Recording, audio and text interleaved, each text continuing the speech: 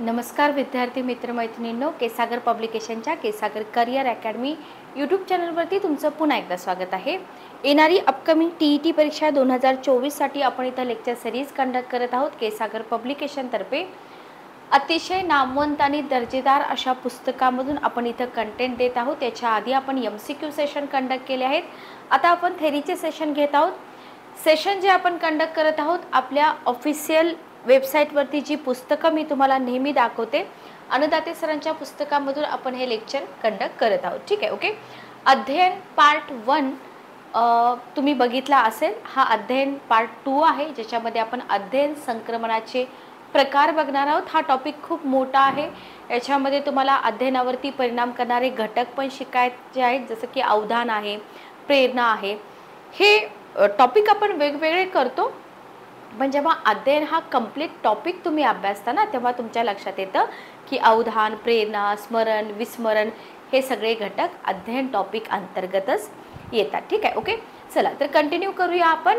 आजच्या सेशनमध्ये आपण शिकणार आहोत अध्ययन संक्रमण आणि त्याचे प्रकार, ज्याच्यावरती तुम्हाला एक्झाममध्ये वारंवार क्वेश्चन विचारले जातात। ठीक आहे, ओके। काय आहेत अध्ययन संक्रमणाचे प्रकार? सुरुवातीला तर अध्ययन संक्रमण म्हणजे काय हे आपल्याला माहित पाहिजे, त्याच्यानंतर आपण प्रकार बघूया। तर बघा, अध्ययन म्हणजे काय आपण बघितलं, अध्ययनाचं स्वरूप आपण बघितलं, त्याची वैशिष्ट्ये आपण बघितली, त्याच्यानंतर आपण त्याच्या उपपत्ती बघितल्या। तर अध्ययन संक्रमण म्हणजे काय? बघा, एखादी परिस्थिती आहे, बरोबर। एखाद्या परिस्थितीमध्ये आपण जे प्राप्त केलेलं ज्ञान असतं, बरोबर, संपादन केलेलं एखादं स्किल असतं, कौशल्य असतं किंवा तंत्र असतं, घडलेली वृत्ती असते, बरोबर, याचा उपयोग दुसऱ्या क्षेत्रामध्ये, ओके। उदाहरणार्थ बघा, तुम्ही D.Ed. B.Ed. होऊन इथे येता, बरोबर। D.Ed. B.Ed. झाल्यानंतर पण काही विद्यार्थी स्पर्धा परीक्षा क्षेत्राकडे वळतात, बरोबर, स्पर्धा परीक्षा क्षेत्राकडे वळतात। आता D.Ed. B.Ed. ला जो तुमचा सिलेबस आहे, जो तुम्ही अभ्यासलेला असतो, उदाहरणार्थ तुम्ही TET देत असाल तर तुम्ही स्टेट बोर्ड वाचलेलं असतं सगळं, किंवा स्टेट बोर्ड शिकवलेलं असतं जर तुम्ही कुठे इंटर्नशिप वगैरे केली असेल, तर हाच अभ्यासक्रम तुम्हाला स्पर्धा परीक्षेसाठी बेसिक असतो, बरोबर। म्हणजे इथं तुम्ही संपादन केलेलं ज्ञान इथं तुम्हाला कुठेतरी कामी येते, बरोबर। म्हणजे काय, दुसऱ्या क्षेत्रामध्ये किंवा दुसऱ्या परिस्थितीमध्ये ह्या ज्ञानाचा, ह्या कौशल्यांचा काय होतो, इथं उपयोग होतो। यालाच आपण काय म्हणतो, इथंच आपण काय म्हणतो, संक्रमण असं म्हणतो, बरोबर, ओके। याला आपण म्हणतो अध्ययन संक्रमण। एका परिस्थितीमध्ये प्राप्त केलेला ज्ञानाचा उपयोग दुसऱ्या परिस्थितीमध्ये जर होत असेल तर त्याला आपण म्हणतो अध्ययन संक्रमण। एवढी साधी सोपी कॉन्सेप्ट आहे, काहीही अवघड नाही याच्यामध्ये, ओके। समजलं? इथं मी जास्त वेळ घेणार नाही। तर हे आहे अध्ययन संक्रमण, ठीक आहे। आता आपल्याला अध्ययन संक्रमणाचे प्रकार बघायचे की अध्ययन संक्रमण तर आपण बघितलं, पण अध्ययन संक्रमण कसं घडतं, त्याचे प्रकार काय आहेत? एक परिस्थिती, दुसरी परिस्थिती, एका परिस्थितीमध्ये केलेलं अध्ययन दुसऱ्या परिस्थितीमध्ये जसा उपयोग होतो, तसा एका परिस्थितीमध्ये केलेल्या अध्ययनाचा काही दुसऱ्या परिस्थितीमध्ये अडथळा पण येतो। म्हणजे असं नाही की प्रत्येक वेळेस तुमचं जे संक्रमण होणार आहे ते तुमच्या फायद्यासाठीच असेल, काही वेळा तिथं अडथळा पण येऊ शकतो, बरोबर। उदाहरणार्थ बघा, ज्या माणसाला मोटरसायकल चालवता येते, बरोबर, किंवा ज्याला सायकल चालवता येते त्याला स्कूटर चालवायला सोपं जातं, कारण का, सायकल आणि स्कूटर किंवा स्कूटर आणि मोटरसायकल याच्यामध्ये साम्य आहे। म्हणजे इथं काय होतंय, अध्ययन संक्रमण तुमचं पॉझिटिव्ह आहे, इथं तुम्हाला फायदा होतोय, बरोबर। म्हणजे परिस्थिती वेगळी आहे पण साम्य आहे म्हणून त्याचा फायदा होतोय, लक्षात आलं तुमच्या। पण कौशल्याचं जे तंत्र आहे ना, या तंत्रात जो फरक आहे त्याच्याशी जुळवून घेताना अडथळा पण येतो की नाही, लक्षात आलं। जे प्राप्त झालेलं कौशल्य आहे, तुम्ही सायकल शिकताय किंवा तुम्ही मोटरसायकल शिकताना जे प्राप्त झालेलं कौशल्य आहे त्याचा फायदा तुम्हाला पुढं कशामध्ये होतो, स्कूटर चालवताना, सॉरी, बरोबर। तर इथं कौशल्याचा फायदा होतो, पण जे काही टेक्निक असतं, बरोबर, जो फरक आहे दोन्ही मधला, उदाहरणार्थ सगळ्यात बेस्ट एक्झाम्पल मी तुम्हाला सायकल आणि आपल्या याचं देते, मोटरसायकलचं, बरोबर। सायकल शिकताना जे काही आपल्याला प्रॉब्लेम येतात ते वेगळे असतात, मोटरसायकल शिकताना येतात ते वेगळे असतात, बरोबर।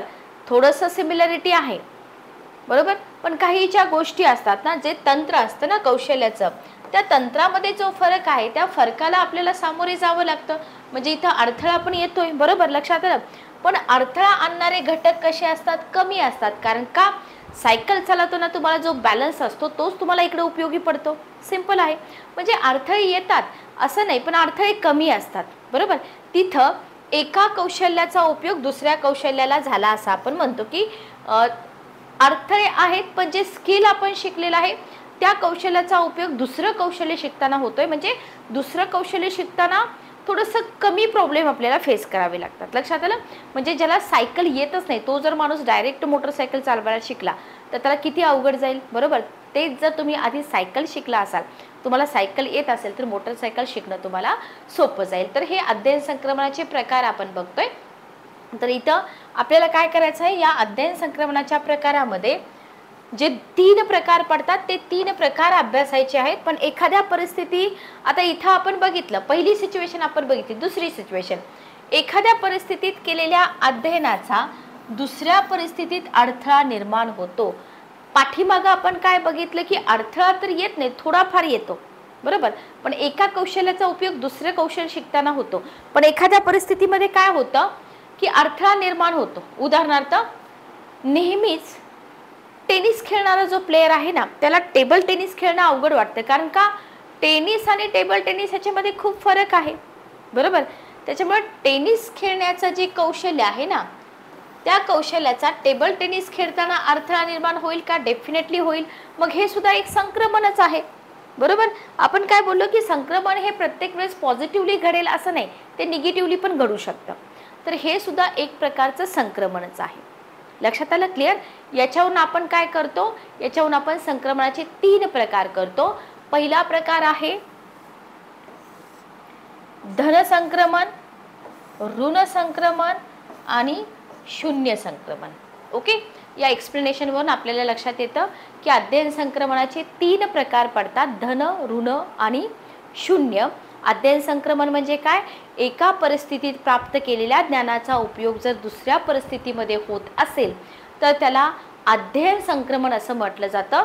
मग एका परिस्थितीमध्ये प्राप्त केलेल्या ज्ञानाचा उपयोग धन पण होऊ शकतो, ऋण पण होऊ शकतो आणि शून्य पण होऊ शकतो. असं नाही की बाबा पॉझिटिव्हच होईल. लक्षात आलं, क्लिअर.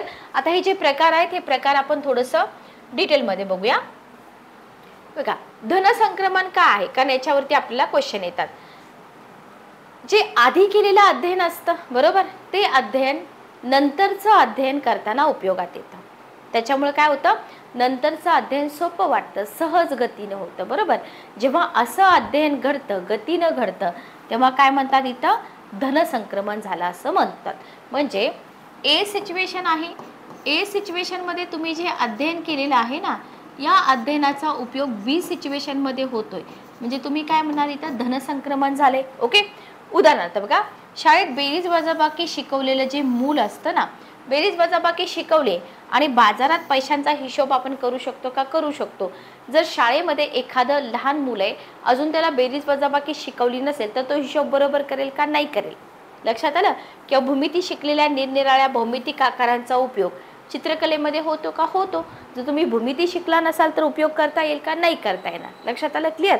किंवा गणितातील आलेखाच्या अभ्यासाचा उपयोग भूगोलामध्ये पर्जन्य, तापमान यांच्या आलेखाच्या वाचनामध्ये होतो का, होतो. कारण अगोदर ते आपण आलेख असतात ना ते गणितामध्ये शिकलेले असतात. लक्षात आलं. तर याला आपण काय म्हणतो, धन संक्रमण. आधी केलेलं अध्ययन नंतरच्या अध्ययनामध्ये उपयोग होतो, याला म्हटलं जातं धन संक्रमण. नेक्स्ट आपण पुढचा प्रकार बघूया. नेक्स्ट प्रकार आहे ऋण संक्रमण. बघा, आता इथं पण सिच्युएशन काय आहे, ए सिच्युएशन आपण बघूया, इथं आधी केलेलं अध्ययन आहे. बी सिच्युएशन आपण बघूया, नंतर केलेलं अध्ययन आहे. पण इथं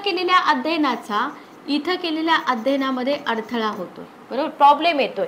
त्याच्यामुळे अध्ययनात चुका होत आहेत. अध्ययन घडण्यास अधिक प्रयत्न करावे लागतात, अधिक वेळ लागतोय. तर अशा संक्रमणाला काय म्हटलं जातं, ऋण संक्रमण म्हटलं जातं, बरोबर. उदाहरणार्थ, मराठी ग्रामर आणि इंग्लिश ग्रामर बेस्ट एक्झाम्पल आहे. मराठी वाक्यरचनेचा अभ्यास तुम्ही करताय आणि नंतर जर तुम्ही इंग्रजी वाक्यरचनेचा अभ्यास करत असाल तर तिथं थोडंफार तुम्हाला अडचण येऊ शकते. तर याला आपण काय म्हणतो, ऋण संक्रमण.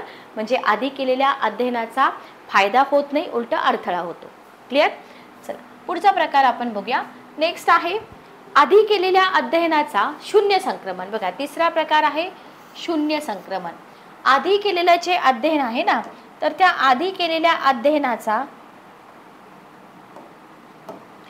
नंतर केलेल्या अध्ययनामध्ये, म्हणजे अगेन आपण बघूया ए सिच्युएशन बी सिच्युएशन.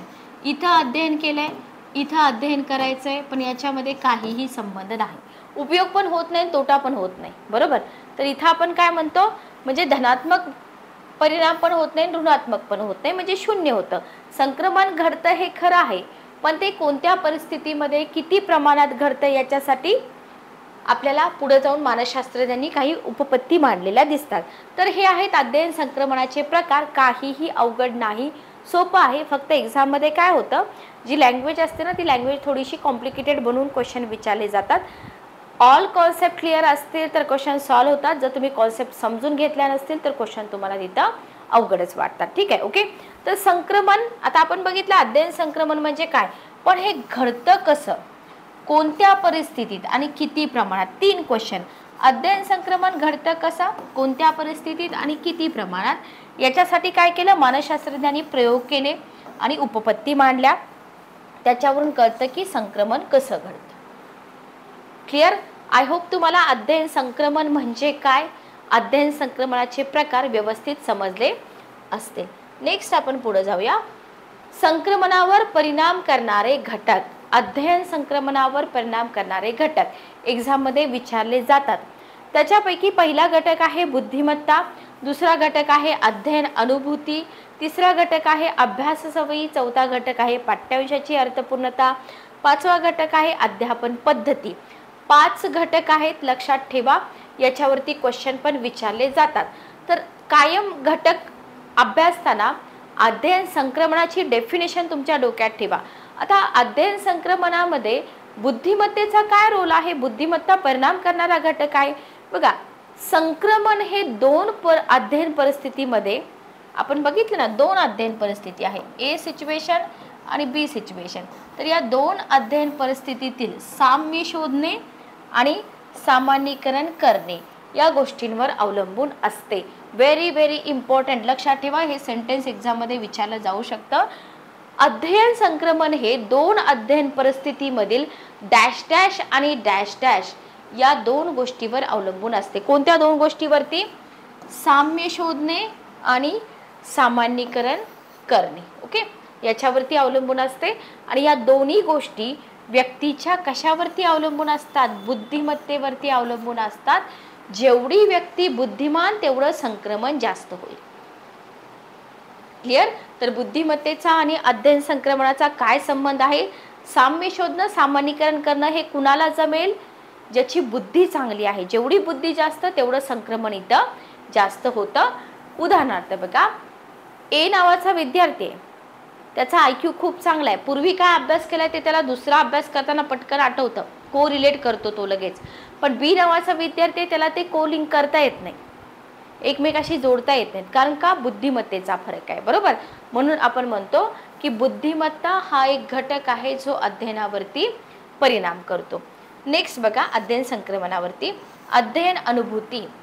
अध्ययन अनुभूती जेवढ्या दैनंदिन जीवनातील अनुभूतीशी साम्य असलेल्या असतील तितकं संक्रमण अधिक घडतं. दैनंदिन जीवनातील अनुभूतीशी साम्य पाहिजे तर संक्रमण अधिक घडतं, बरोबर. अनुभूतीमध्ये समानता नुसती असून चालत नाही, तर काय करावं लागतं, इथं समानता शोधावी लागते, जाणवावी लागते, तेव्हाच काय होतं, संक्रमण घडतं, बरोबर. पण दैनंदिन जीवनातील अनुभूतीशी साम्य मात्र इथं असलं पाहिजे. तिसरा घटक बघा जो अध्ययन संक्रमणावरती परिणाम करतो तो म्हणजे अभ्यास सवयी. एक विद्यार्थी आहे जो नुसतं पाठांतर करतोय, घोकमपट्टी करतोय, तर संक्रमण होईल का, पुढे नाही, तो विसरून जाईल ना तोपर्यंत, बरोबर. तर इथं चिकित्सकपणे अनुभूतीचं पृथक्करण संयोजन करून जर अभ्यास केला तर संक्रमण होते. थोडक्यात आपल्या बोलीभाषेमध्ये मन लावून अभ्यास करायचा, बरोबर. चिकित्सकपणे अनुभूतींचं पृथक्करण संयोजन. आता तुमच्यापैकी बरेच विद्यार्थी TETची परीक्षा देतात. मानसशास्त्राचा सिलेबस काय आहे कुणाला अजून माहीत नाही. खूप कमी विद्यार्थी असतील की ज्यांना टॉपिक आहे, अध्ययन टॉपिक आहे, त्याच्या अंतर्गत कोणते उपटॉपिक आहेत. विद्यार्थी काय करतात, रॅन्डमली कुठलेही व्हिडिओ बघतात, एखादा टॉपिक उचलतात, तो टॉपिक करतात, पण तो टॉपिक येतो कुठं, कोणत्या टॉपिक अंतर्गत उपघटक आहे. कारण का, स्पर्धा परीक्षा, आता ही तुमची स्पर्धा परीक्षाच आहे बरोबर. TET म्हणजे एवढ्या मोठ्या संख्येने विद्यार्थी परीक्षा देत आहेत. एवढे सोपे क्वेश्चन नसतात, लक्षात घ्या. सिलेबस समजून घ्या बरोबर. हा घटक महत्त्वाचा आहे. कुठंतरी एखादा व्हिडिओ दिसतो मग तोच व्हिडिओ बघून टाकायचा असं नसतं. सिलेबस समजून घ्यावा लागतो. आणि सिलेबस कंप्लीशन, लक्षात घ्या, सिलेबस कंप्लीशन ही तुमच्या पोस्ट मिळवण्यातली पहिली पायरी आहे. जोपर्यंत तुम्ही सिलेबस कंप्लीट करत नाही तोपर्यंत पेपरमध्ये तुम्हाला चांगले मार्क्स मिळत नाहीत. ओके, चला पुढचा घटक आहे पाठ्यांशाची अर्थपूर्णता. जो पाठ्यांश असेल ना तो अर्थपूर्ण असेल आणि अर्थाचं अध्ययन करत्यास आकलन झालेलं पाहिजे बरोबर. अर्थ न समजून घेता जर तुम्ही पाठ्यांश कव्हर करत असाल तर पुढे संक्रमण होईल का, नाही होणार.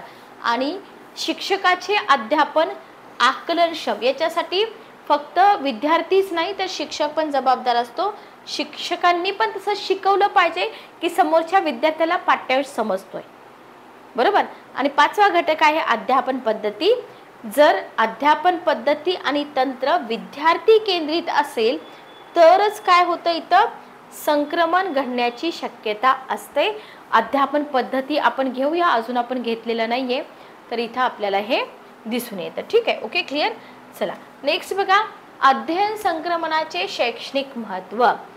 संक्रमण घडलेच नसते. आता अध्ययन मेन मुद्दा बघा, उपयोजनात्मक प्रश्न येतात. अध्ययन संक्रमण म्हणजे काय आपण बघितलं, अध्ययन संक्रमणाचे प्रकार पण आपण बघितले बरोबर.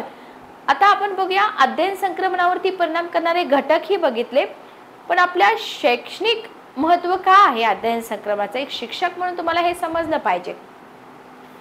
जर संक्रमण घडलंच नसतं तर काय करावं लागलं असतं, प्रत्येक गोष्ट स्वतंत्रपणे अभ्यासावी लागली असते बरोबर, हो की नाही. प्रत्येक गोष्ट स्वतंत्रपणे अभ्यासावी लागली असते.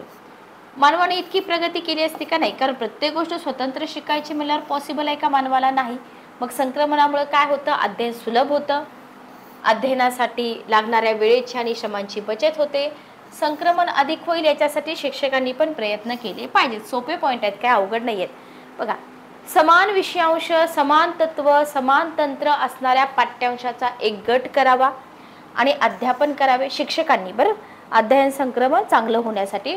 उदाहरणार्थ मराठी पाठ्यपुस्तक आहे त्याच्यातील ललित लेखांचा एक गट करा आणि त्यातील तंत्रसाम्य विद्यार्थ्यांच्या लक्षात आणून द्या. ओके, रॅन्डमली पुस्तक शिकवायला जाऊ नका तुम्ही, त्याच्यामध्ये जो काही एक वर्गीकरण आहे एक गट करा पाठ्यांशाचा.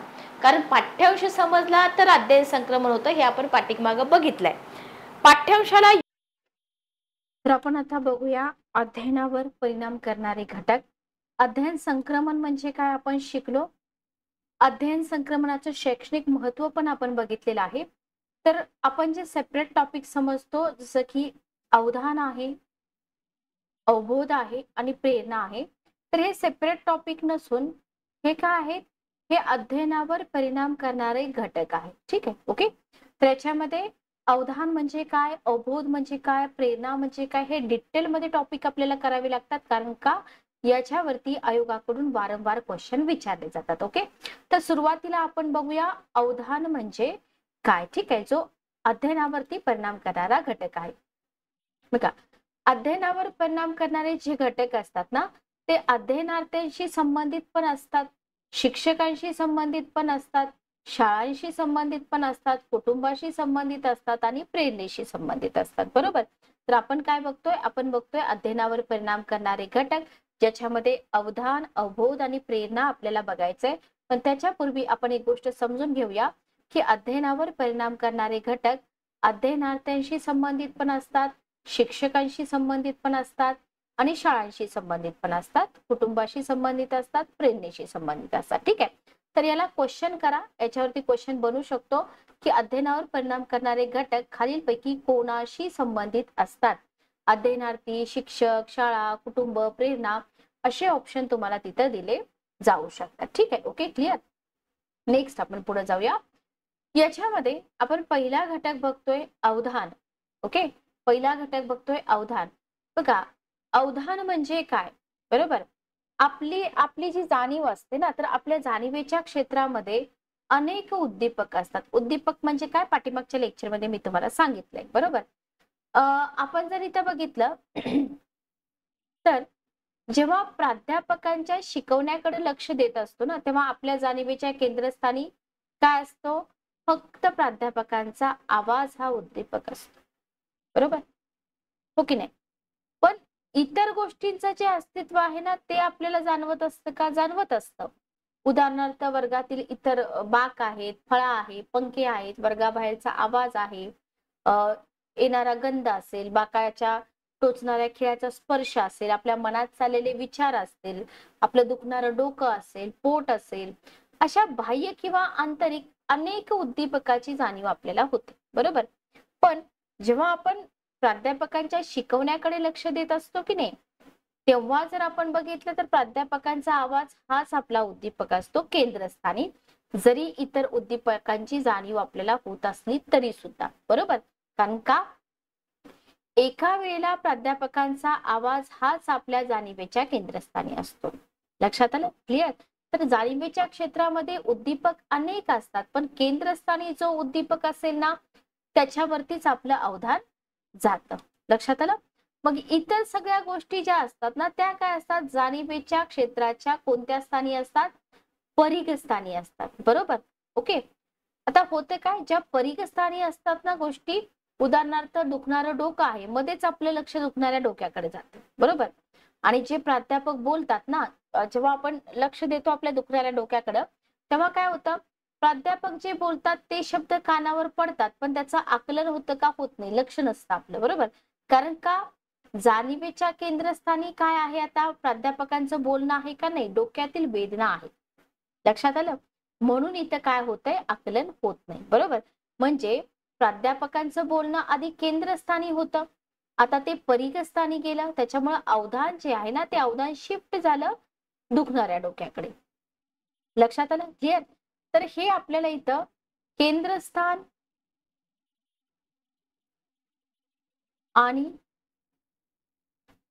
परिघस्थान हे तुम्हाला इथे लक्षात ठेवायचं. ठीक आहे? ओके. अवधानाची व्याख्या आपण जर करायची ठरवली तर जाणीवेचा ओघ विशिष्ट उद्दीपकावर केंद्रित करणं म्हणजे अवधान. बरोबर? आपल्या आजूबाजूला जाणीवेच्या क्षेत्रामध्ये अनेक घटक असतात, अनेक बाबी असतात, अनेक गोष्टी असतात. त्याच्यापैकी बरोबर विशिष्ट उद्दीपकावरतीच केंद्रित करणं म्हणजे अवधान. काय केंद्रित करायचंय? जाणीवेचा ओघ. बरोबर? जागृत अवस्थेत अवधान हा मनोव्यापार सतत चालू असतो. सेंटेन्स लक्षात ठेवा. जागृत अवस्थेमध्ये अवधान हा जो मनोव्यापार आहे हा सतत चालू असतो. आपण काय म्हणतो की माझं अनवधान झालं, माझं लक्ष नव्हतं. बरोबर? याचा अर्थ विशिष्ट गोष्टीकडे माझं अवधान नव्हतं, ते दुसऱ्या कोणत्या तरी गोष्टीकडे होतं. बरोबर? म्हणजे जागृत अवस्थेत माणूस अनवधानी असत नाही, तर अवधान हा मनोव्यापार सतत चालू असतो. फक्त तो एका गोष्टीकडे नसून विशिष्ट गोष्टीकडे असतो असं. ठीक आहे? ओके. अवधान ही निवडपूर्ण क्रिया. एक्झाम मध्ये असे सेंटेन्स विचारतात. अजागृत अवस्थेत अवधान हा मनोव्यापार सतत चालू असतो. अवधान ही निवडपूर्ण क्रिया आहे का? आहे. कारण का आपण काय बोलतो की जाणीवेच्या क्षेत्रामध्ये अनेक उद्दीपक आहेत. त्यापैकी सभोवतालच्या अनेक उद्दीपकापैकी कोणत्या उद्दीपकाकडे अवधान द्यायचं याची निवड केली जाते. बरोबर? सगळ्याच गोष्टीकडे आपण अवधान देतो का? नाही. ज्याची गरज आहे त्याच्यावरती अवधान देतो. म्हणून आपण काय म्हणतो की अवधान ही एक निवडपूर्ण क्रिया आहे. अवधान हे चंचल असतं. फार काळ एकाच उद्दीपकावर टिकून राहतं का? राहत नाही. बरोबर? विशेषतः लहान मुलांबाबत अधिक चंचलता दिसते. ओके.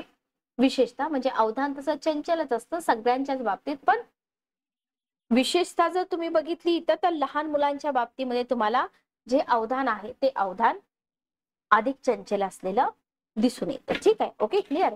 नेक्स्ट आपण पुढे जाऊया. अवधानावर परिणाम करणारे पण काही घटक आहेत. आपण बघतोय अध्ययनावर परिणाम करणारे घटक. अध्ययनावर परिणाम करणारा पहिला घटक आहे अवधान.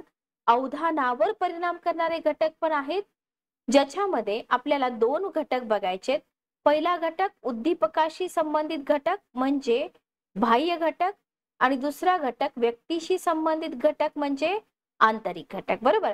तर अवधान हे निरनिराळ्या घटकांकडे आकर्षले जाते. आपण बघितलं काही बाह्य उद्दीपक असतील, काही आंतरिक असतील. जसं की आपण आंतरिक बघितलं होतं दुखणारं डोकं, बाह्य बघितलं होतं वर्गातील बाक असतील, टोचणारे खिळे असतील, बरोबर. तर अवधान जाणीवेच्या क्षेत्रामध्ये अनेक उद्दीपकांकडे आपलं अवधान आकर्षलं जातं. त्याच्यापैकी काही बाह्य उद्दीपक असतील, काही आंतरिक असतील. ओके. आणि हेच आपल्याला अवधानावर परिणाम करणारे घटक अभ्यासायचे आहेत. एक घटक असतो उद्दीपकाशी संबंधित, एक व्यक्तीशी संबंधित. जो उद्दीपकाशी संबंधित असतो तो बाह्य घटक, जो व्यक्तीशी संबंधित असतो तो आंतरिक घटक. क्लिअर? तर बघूया आपण हे. तर अवधानावर परिणाम करणाऱ्या बाह्य घटकामध्ये कोणकोणत्या बाबींचा समावेश होतो, पहिल्यांदा ते समजून घ्या. अवधानावर परिणाम करणारे जे बाह्य घटक आहेत त्याच्यामध्ये उद्दीपकाचा प्रकार आहे, त्याच्यानंतर उद्दीपकाचा आकार आहे, उद्दीपकाची तीव्रता आहे, त्याच्यानंतर उद्दीपकाची हालचाल आहे, त्याच्यानंतर इथं जर बघितलं आपण उद्दीपकामधला विरोध आहे, उद्दीपकाची पुनरावृत्ती आहे, उद्दीपकातील बदल आहे. किती पॉइंट झाले? 7. त्याच्यानंतर आहे उद्दीपकाची मांडणी, उद्दीपकाचं नाविन्य. हे सगळं काय आहे? हे सगळं अवधानावर परिणाम करणारे कसले घटक आहेत? बाह्य घटक आहेत. ठीक आहे, लक्षात ठेवा, आपण बाह्य घटक अभ्यासतोय. तर उद्दीपक जे असतात ना ते कशांना उद्दीपित करतात? पंचेंद्रियांना उद्दीपित करतात. दृक, श्राव्य, गंध, स्पर्श, रुची उद्दीपक असतात, बरोबर. त्याच्यापैकी जर दृक आणि श्राव्य बघितलं तर हे उद्दीपक अधिक लवकर अवधान आकर्षित करतात, दिसणारं आणि ऐकणारं, बरोबर. त्याच्या खालोखाल गंध उद्दीपक अवधान आकर्षित करतो. हे लक्षात ठेवा, एक्झाम मध्ये विचारलं जातं. क्लिअर? हे लक्षात ठेवा, एक्झाम मध्ये आपल्याला विचारलं जातं. का तर उद्दीपकाचा प्रकार आपण बघितला, बरोबर. आता याच्यामध्ये उदाहरणार्थ बघा, आपण काय बोललो की दृक आणि श्राव्य उद्दीपक लवकर अवधान आकर्षित करून घेतात, बरोबर. तर रस्त्याने आपण रस्त्याने जाताना जर एखाद्या कंपनीच्या मालाची जाहिरात आहे, बरोबर, त्या व्हॅनवर पोस्टर लावलेलं असतं, त्याच्याकडे आपलं लक्ष जातं. त्याच्याबरोबर जर स्पीकर चालू असेल, त्या मालाचं वर्णन जर केलं जात असेल तर आपलं अवधान चटकन तिकडे जातं, बरोबर. किंवा रात्री आपण फिरायला जातोय तर रातराणीचा जो गंध आहे तो आपल्याला पटकन आकर्षला जातो. तर या गोष्टी तुम्ही इथे थोडस लक्षात ठेवा. Okay, clear. त्याच्यानंतर उद्दीपकाचा आकार बघा, उद्दीपक जेवढा भव्य असेल तेवढं अवधान लवकर आकर्षलं जातं, बरोबर. आपण रोडनी जातो, मोठे मोठे निवडणुकीच्या काळामध्ये बघितलं किंवा आता दिवाळीचा काळ आहे, मोठे मोठे पोस्टर्स लावलेले असतात, ते लक्ष वेधून घेतात, बरोबर. किंवा दुकानदार जे असतात मोठे मोठे कटआउट लावतात, कपडे दुकानदार असेल, कार दुकानदार असतील, जे काय असेल ते असेल. तर उद्दीपकाचा आकार जेवढा मोठा असेल तेवढं अवधान लवकर आकर्षलं जातं. त्याच्यानंतर आहे उद्दीपकाची तीव्रता बघा, भडक रंग, तीव्र प्रकाश, झोत, तीव्र गंध, मोठा आवाज काय करतात? अवधान आकर्षित करून घेतात. जर आपण सर्कलच्या सर्च लाईटचा प्रकाश झोत बघितला तर तो काय करतो? आकर्षून घेतो. किंवा झेंडूच्या गंधापेक्षा आपल्याला रातराणीचा गंध अधिक आकर्षून घेतो, बरोबर. किंवा रेल्वेचा आवाज असेल, आगगाडीची शिट्टी असेल, ध्वनिवर्धक असेल, तर हे आवाज काय करतात? हे आवाज अवधान खेचून घेतात. म्हणजे उद्दीपकाची तीव्रता कशी आहे त्याच्यावरती पण अवधान अवलंबून असतं. चौथा प्रकार आहे उद्दीपकाची हालचाल. बघा, जे स्थिर उद्दीपक आणि हलते उद्दीपक याच्यामध्ये जर तुम्ही फरक बघितला तर हलता उद्दीपक अवधान आकर्षित करून घेतो, बरोबर. जर दिवे आहेत, 2 दिवे तुम्ही बघताय, एक दिवा आहे जो स्थिर आहे, एक आहे जो उघडझाप करतोय, हालचालीचा भास निर्माण होतो, बरोबर. काय होतं? अवधान अधिक लवकर आकर्षलं जातं. आपण बघतो की नाही मोठमोठ्या दुकानामध्ये लाईट मध्ये असे चित्र चालू असतात, तरंगचित्र, त्याच्याकडे आपलं सहजपणे लक्ष जातं. तर उद्दीपकाची हालचाल. त्याच्यानंतर आहे उद्दीपकामधील विरोध बघा, विरोधी उद्दीपक जवळ जवळ असतील किंवा बरोबर सादर केले तर अवधान आकर्षित होतं, बरोबर. एखादा झाड आणि बारीक माणूस आहे तब्येतीनं, आपले लक्ष लगेच जातं. बुटका आणि उंच आहे, गोरा आणि काळा आहे, अशा जोड्या काय करतात? अवधान खेचून घेतात, म्हणजे उद्दीपकातील विरोध. ओके, उद्दीपकाची पुनरावृत्ती. बघा, वारंवार समोर येणारा उद्दीपक अवधान आकर्षित करून घेतो. बरोबर. जर आपण वारंवार एकच जाहिरात पुन्हा पुन्हा दाखवली तर काय होतं? अवधान आकर्षलं जातं. बरोबर. त्याच्यानंतर 7वा घटक आहे उद्दीपकातील बदल. बघा, जे उद्दीपक आहे ना त्याच्यामध्ये जर अचानक बदल होत असेल तर आपलं अवधान तिकडे जातं. जर आपल्या रूम मध्ये फॅन चालू आहे, बरोबर, आवाज येतोय, पण जर एकदमच लाईट गेली, आवाज बंद होतो आणि आपलं तिकडे लक्ष जातं. ओके, म्हणजे आता हे आपल्या शैक्षणिक फील्डसाठी काय महत्वाचं आहे? विद्यार्थ्यांचं अवधान आकर्षून घेण्यासाठी, म्हणजे शिक्षक शिकवतात, नॉर्मल शिकवतात, एकदमच म्हटलं कोण आहे रे तिकडे, सगळा वर्ग तिकडच्या साईडला बघतो. बरोबर, अशा प्रकारे. तर उद्दीपकातील बदल. 8वा मुद्दा आहे उद्दीपकाची मांडणी. बघा, व्यवस्थित रचून ठेवलेल्या वस्तू ज्या असतात ना अवधान आकर्षित करतात. उदाहरणार्थ तुम्ही भाजी मंडईमध्ये जावा, एखादं विशिष्ट स्टॉल असतो, तिथं व्यवस्थित वस्तू, फळं, भाज्या वगैरे मांडलेल्या असतात, अवधान आकर्षित करून घेतात. जिथं अस्ताव्यस्त मांडलेलं असतं तिकडे आपलं लक्ष जात नाही. बरोबर. तर हे तुम्हाला इथं लक्षात ठेवायचं. 9वा मुद्दा आहे उद्दीपकाचं नाविन्य. नवीन वस्तूकडे अवधान आकर्षित होतं. बरोबर. उदाहरणार्थ तुमच्या सिटीमध्ये तुम्हाला रोजची दुकानं माहिती आहेत आणि अचानक एक नव्याने उघडलेलं दुकान असेल तर तुमचं लक्ष कशाकडे जाईल? तुमचं लक्ष नव्याने उघडलेल्या दुकानाकडे जाईल. लक्षात आलं? तर हे आपण बाह्य घटक बघतोय. अवधानावर परिणाम करणारे टोटल किती घटक आहेत? 9 घटक बाह्य घटक आहेत. लक्षात ठेवा, काहीही अवघड नाही. ठीक आहे. आंतरिक घटक बघूया आपण. अवधानावर परिणाम करणारे आंतरिक घटक. बघा, व्यक्तीला ज्या गोष्टीची गरज असते ना त्या गोष्टीकडे व्यक्तीचं लक्ष केंद्रित होतं. बरोबर. व्यक्तीला ज्या गोष्टीची गरज असते त्या गोष्टीकडे काय होतं? व्यक्तीचं लक्ष केंद्रित होतं. म्हणजे उदाहरणार्थ बघा, तुम्हाला नोकरीची गरजच नाही आणि न्यूजपेपरमध्ये एक जाहिरात आली, तुम्ही वाचाल का? नाही, तुम्हाला गरज नाहीये. ज्याला नोकरीची गरज आहे तो त्या जाहिरातीकडे जाईल. बरोबर. गरज आंतरिक घटक आहे, अवधानावर परिणाम करणारा. त्याच्यानंतर आहे अभिरुची. बघा, अवधानावर परिणाम करणारा अत्यंत महत्वाचा घटक आहे अभिरुची. बरोबर. ज्या विषयामध्ये व्यक्तीला अभिरुची असते त्या विषयाकडे अवधान आकर्षिलं जातं. लक्षात घ्या, ज्या विषयामध्ये व्यक्तीला अभिरुची असते ना तर त्या विषयाकडे काय होतं? अवधान आकर्षलं जातं. म्हणजे काय आहे? अभिरुचीमुळे अवधान फक्त आकर्षितच होतं असं नाही, तर त्या विषयात अवधान टिकून पण राहतं. म्हणजे अभिरुची किती महत्वाची आहे. बरोबर. आणि अवधान दिल्याने थकबाकी येत नाही. ओके, ज्याला ड्रॉइंग मध्ये इंटरेस्ट आहे त्याचं अवधान ऑब्विसली चित्र प्रदर्शनाकडे जाईल. ज्याला क्रिकेटची आवड आहे ते मुलं तासनतास टीव्हीवर क्रिकेट मॅच पाहतात. पण तुम्हाला क्रिकेटची आवडच नसेल, तुम्ही तासनतास पाहाल का? अजिबात नाही. ठीक आहे. तर अवधानावर परिणाम करणारा अभिरुची हा एक अत्यंत महत्वाचा घटक आहे. Okay, clear. नेक्स्ट बघा, तात्कालिक मनस्थिती. बघा, व्यक्तीची जी मनस्थिती आहे ना जशी असेल त्याचप्रमाणे अवधानाचं केंद्रीकरण होतं. जशी तुमची मनस्थिती आहे, चिंता, भीती, अति आनंद, अति दुःख, अशा मनस्थितीत अवधान देणं शक्य होतं का? शक्य होत नाही. बरोबर. अशा मनस्थितीमध्ये अवधान देणं शक्य होत नाही. तर तात्कालिक मनस्थिती हा एक महत्वाचा. तुम्ही जर खूप टेन्शन मध्ये असाल आणि तुम्ही अभ्यासाला बसताय, तुमचा अभ्यास होईल का? नाही होणार. लक्षात घ्या.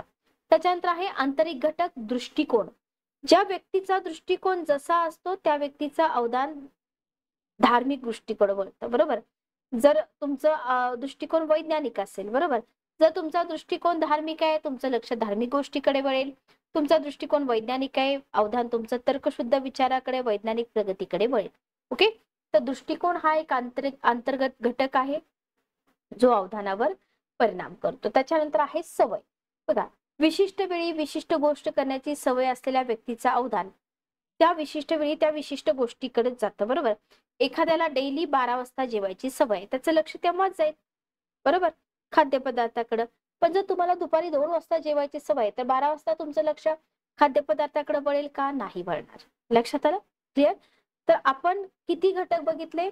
5 घटक बघितले. आंतरिक घटक म्हणतोय आपण याला. गरज, अभिरुची, तात्कालिक मनस्थिती, हे तुम्हाला बुलेट पॉइंट मध्ये विचारलं जाऊ शकतं. त्याच्यानंतर तुम्हाला मागच्या वर्षी क्वेश्चन विचारला होता अवधानाच्या प्रकारावरती, ठीक आहे, की अवधान नेमकं कशामुळे केंद्रित होतं, तर तिथं काही प्रकार पडतात की नेमके कशामुळे केंद्रित होते. अवधानावर परिणाम करणारे घटक आपण बघितले, बरोबर. आता अवधानाचे प्रकार आपण बघूया. अवधानाच्या प्रकारामध्ये अनैच्छिक अवधान, ऐच्छिक अवधान आणि अभ्यस्त अवधान. अभ्यस्त अवधानावरती तुम्हाला पाठीमागच्या एक्झाम मध्ये क्वेश्चन होता, आहे असं सेंटेन्स तुम्हाला विचारलेलं होतं, ठीक आहे. ओके, बघा पहिला प्रकार आहे अनैच्छिक अवधान.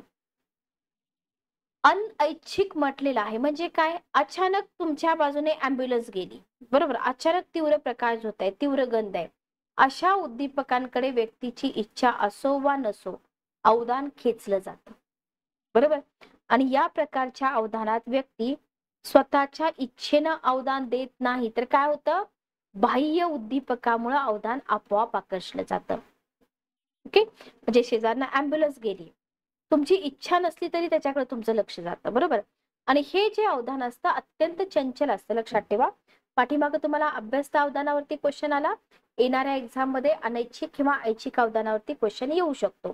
तर अनैच्छिक अवधान कसं असतं, चंचल असतं, बरोबर. विशेष लहान मुलं बघा, त्यांचं कोणत्याही गोष्टीकडे लक्ष जातं, बरोबर. लहान मुलांचं अवधान अनैच्छिक अवधान, ओके, अनैच्छिक अवधान, लहान मुलांचं अवधान, ठीक आहे. तुम्हाला विचारलं जाऊ शकतं, जसं लेखक कवी यांच्याबद्दल तुम्हाला अभ्यस्त अवधान विचारलं होतं, तसं तुम्हाला अनैच्छिक अवधानावरती पण क्वेश्चन बनू शकतो, ठीक आहे. याच्यानंतर आहे ऐच्छिक अवधान. बघा, व्यक्ती काय करतो, स्वतःच्या इच्छेनं एखाद्या विषयावर अवधान केंद्रित करतो. इच्छा आहे, प्रयत्नपूर्वक केंद्रित करावे लागतात. इथं कोणत्या अवधानासाठी प्रेरणा हा आंतरिक घटक महत्वाचा आहे. ऐच्छिक अवधानासाठी प्रेरणा हा आंतरिक घटक महत्वाचा आहे, लक्षात ठेवा. यश मिळवणं, आत्मसन्मान टिकवणं, स्पर्धेत यशस्वी होणं, या प्रकारच्या प्रेरणांमुळे काय होतं, ऐच्छिक अवधान केंद्रित केलं जातं, बरोबर. ओके, म्हणजे आपल्या एक्झामचे दिवस आहेत, आता तुमची एक्झामच आहे पुढच्या महिन्यात, इतर सगळी आकर्षण दूर ठेवतात, तुम्ही दिवाळीची तयारी, दिवाळीची खरेदी सगळं बाजूला ठेवून तुम्ही अभ्यास करताय, तर याच्यासाठी कसलं अवधान लागतं, ऐच्छिक अवधान लागतं, बरोबर. मग हे ऐच्छिक अवधान देताना मानसिक ताण निर्माण होतो, त्याच्यामुळं ऐच्छिक अवधान दिल्यामुळं काय होतं, शरीराला थकवा येतो, लक्षात आलं.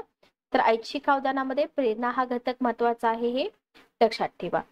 त्याच्यानंतर अभ्यस्त अवधान, ज्याच्यावरती तुम्हाला मागच्या एक्झाम मध्ये क्वेश्चन आला होता.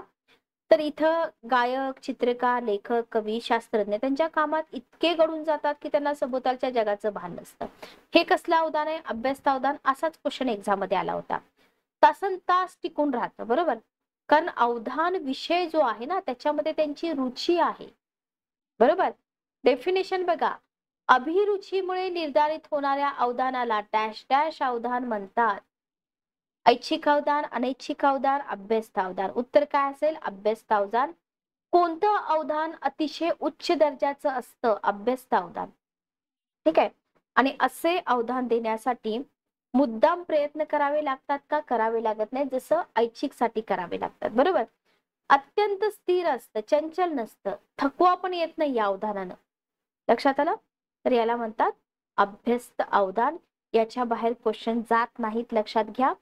याच्यानंतर आपण बघणार आहोत अवधानाचं शैक्षणिक महत्व. आता हे सगळं बघितलं, उपयोजनात्मक प्रश्न आले तर तुम्हाला विचारलं जाऊ शकतं अवधानाचं शैक्षणिक महत्व काय. अवधानाशिवाय अध्ययन शक्य आहे का, नाही, तुमचं लक्षच नाही, बरोबर. मग याच्यासाठी शिक्षकांना काय करावं लागतं, चांगल्या पद्धतीने शिकवावं लागतं, चांगल्या अभ्यास टीचिंग मेथड वापराव्या लागतात, म्हणजे विद्यार्थ्यांचं लक्ष कसं टिकून राहील याच्यासाठी प्रयत्न करावे लागतात, बरोबर. लहान वयामध्ये अवधान अनैच्छिक असतं, आपण बघितलं. मग ते बाह्य उद्दीपकामुळे नियंत्रित होतं, मग बाह्य उद्दीपकांचा वापर करावा लागतो. तक्ते, चित्रे, प्रतिकृती. तुम्ही शाळेचे दिवस आठवा आपले, दूरदर्शन, फिल्म प्रोजेक्टर, लक्ष लक्ष राहण्यासाठी, बरोबर. अभ्यासक्रम कसा पाहिजे, जीवनाभिमुख पाहिजे, विद्यार्थ्यांच्या वर्तमानकालीन आणि भविष्यकालीन गरजा पूर्ण व्हाव्यात, त्याच्यामुळे काय होईल, ऐच्छिक अवधान निर्माण होण्यास इथं मदत होईल. त्याच्यानंतर अध्यापन करताना प्रेरकांचा उपयोग करावा लागेल. ऐच्छिक अवधानासाठी प्रेरणेची गरज असते, बरोबर. ओके, तर इथं ऐच्छिक अवधानाकडे विद्यार्थी व स्तुती, निंदा यांसारखे जे प्रेरक आहेत त्याच्यामुळे, बरोबर, अध्यापनामध्ये विविधता असायला पाहिजे. एका जागी उभं राहून मक्क चेहऱ्याने जर शिक्षक शिकवत असतील तर अवधान टिकून राहील का? नाही. अध्ययन अध्यापन प्रक्रियेमध्ये विद्यार्थ्यांचा सहभाग पण पाहिजे. बरोबर. विद्यार्थ्यांचं अवधान बाह्य उद्दीपकाकडून हळूहळू आंतरिक घटकाकडे वळवलं पाहिजे. म्हणजे अनैच्छिक अवधानाकडून ऐच्छिक अवधानाकडे वळवलं पाहिजे. मग त्याच्यासाठी काय करावं लागेल? अभिरुची निर्माण करून अभ्यस्त अवधानाकडे न्यावं लागतं. लक्षात आलं? क्लिअर? तर हा आहे अध्ययनावरती परिणाम करणारा घटक, सगळ्यात महत्वाचा घटक अवधान. याच्यानंतर पुढचा घटक आहे अवबोध. लक्षात घ्या, आपण अवबोध हा शब्द वाचतो, आपल्याला ही संकल्पना क्लिअर नसते. ही संकल्पना मी क्लिअर करते आणि बाकीचा जो पार्ट आहे तो पुढच्या सेशन मध्ये आपण कंटिन्यू करूया. अवबोध म्हणजे काय समजून घ्या. विद्यार्थ्यांना हेच माहित नसतं की अवबोध म्हणजे काय. बघा काय होतं, आपल्या जाणीवेच्या क्षेत्रामध्ये अनेक उद्दीपक असतात, आपण बघितलं. बरोबर. मग संवेदनामुळे काय होते, आपल्याला बाह्य उद्दीपकाची जाणीव होते, हे आपण बघितलं. बरोबर. विशिष्ट संवेदना झाली की काय होतं, मन त्या संवेदनेचा अर्थ लावतं. बरोबर. आपल्या मनानं असा अर्थ लावताच आपल्याला काय होतं, त्या उद्दीपकाचा बोध होतो. बरोबर. आणि यालाच म्हटलंय अवबोध. उद्दीपकाचा बोध होणे यालाच अवबोध म्हटलेला आहे, जेव्हा मनाने अर्थ लावलेला असतो. बरोबर. म्हणजे अवबोध बरोबर काय? संवेदना अधिक तिचा अर्थ. बरोबर. संवेदना आणि तिचा अर्थ. बघा एक फूल तुमच्या हातात आहे, तुम्ही फूल घेऊन पाहताय. बरोबर. हे फूल आहे. ओके. हे फूल आहे. बरोबर. हे गुलाबाचं फूल आहे, याचा रंग गुलाबी आहे, हे असं आपल्याला कळतं. तेव्हा वस्तूचा प्रकार, तिचा रंग याच्याबद्दल आपल्याला अवबोध झाला असं म्हणतो. क्लिअर? म्हणजे आणि जेव्हा तुम्ही फूल नाकाजवळ नेऊन त्याचा वास घ्याल, वास मस्त आहे असं आपल्याला कळतं, तेव्हा फुलाच्या गंधाचा अवबोध होतो. प्रकाराचा अवबोध, रंगाचा अवबोध, गंधाचा अवबोध. बरोबर. लक्षात आलं? जेव्हा तुमचं मन संवेदनाचा अर्थ लावतं आपलं मन, तेव्हा त्याला आपण काय म्हणतो? अवबोध असं म्हणतो. छोटीशी साधी सोपी कॉन्सेप्ट आहे. रंग, रूप, आकार, ध्वनी, गंध, रस, स्पर्श या सर्वांशी संबंधित संवेदनाच्या अर्थाचा समावेश अवबोधामध्ये होतो. Very very important. IMP. कोणकोणत्या गोष्टींशी संबंधित संवेदनांच्या अर्थाचा समावेश अवबोधामध्ये होतो? रंग, रूप, आकार, ध्वनी, गंध, रस, स्पर्श. ओके. अवबोध म्हणजे काय? वस्तूंच्या दृश्य गुणधर्मासंबंधीचा बोध, जे दिसणारे गुणधर्म आहेत. बरोबर. असं आहे का? नाही. पुष्कळ वेळा आपला गैरसमज असतो. बरोबर. रंगासंबंधीचा अवबोध होतो, पण ध्वनी, गंध हे दिसतं का? नाही. पण त्याचा पण अवबोध होतोच की आपल्याला, की याचा गंध चांगला आहे, याचा गंध वाईट आहे. मग ते दिसतं का? नाही. स्पर्श दिसतो का? नाही. बरोबर. त्याच्यामुळं फक्त दृश्य गुणधर्मासंबंधीचा बोध म्हणजे अवबोध का? नाही. दृश्य आणि अदृश्य. बरोबर. तर एकाच वस्तूचा सम्यक अवबोध म्हणजे विविध ज्ञानेंद्रियाशी संबंधित अशा तिच्या सगळ्याच गुणधर्माचा बोध. म्हणजे तुम्हाला वास येतोय, तुम्हाला त्याचा आकार कळतोय, तुम्हाला त्याचं रूप कळतंय. बरोबर. त्याचा स्पर्श तुम्हाला कळतोय. तर सर्वच गुणधर्माचा बोध म्हणजे काय? अवबोध. विविध ज्ञानेंद्रियांशी संबंधित. ओके. क्लिअर? मग आपण म्हणतो की मला या गोष्टीचा अवबोध झाला, मला या वस्तूचा अवबोध झाला. म्हणजे त्या वस्तूचा, जे काही XYZ वस्तू असेल तिच्यामध्ये जेवढे गुणधर्म आहेत, रंग, आकार, चव, स्पर्श, त्याचा बोध झाला असा त्याचा अर्थ होतो. बरोबर. आणि मग आपण काय करतो? अवबोधाच्या डेफिनेशन करतो, जे आपण नेक्स्ट लेक्चर मध्ये अभ्यासणार आहोत. सेशन कसं वाटलं कमेंट करून मला नक्की सांगा. भेटूया नेक्स्ट सेशन मध्ये. Good day. Take care.